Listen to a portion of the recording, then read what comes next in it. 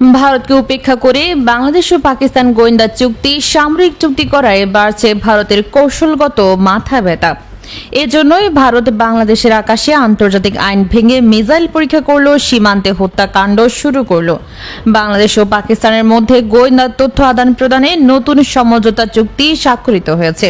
কূটনৈতিক বিশ্লেষকদের মতে এটি শুধু আনুষ্ঠানিক সহযোগিতা নয়, বরং দক্ষিণ এশিয়ার ভূরাজনৈতিক সমীকরণে গুরুত্বপূর্ণ পরিবর্তনের ইঙ্গিত দিয়েছে। দীর্ঘদিন ধরে দুই দেশের সম্পর্ক সীমিত পর্যায়ে থাকলেও নতুন এই চুক্তির মাধ্যমে নিরাপত্তা ও গোয়েন্দা সহযোগিতায় সরাসরি যোগাযোগের পথ তৈরি হলো।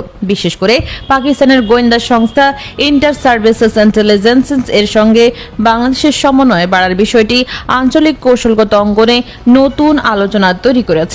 বিশ্লেষকদের ধারণা, এই সহযোগিতার ফলে ভারতীয় আঞ্চলিক তৎপরতা, সীমান্ত কেন্দ্রিক কৌশল ও দক্ষিণ এশিয়ায় প্রভাব বিস্তারের নানা বিষয় নিয়ে বাংলাদেশ আরও বেশি তথ্যভিত্তিক অবস্থান নিতে পারবে।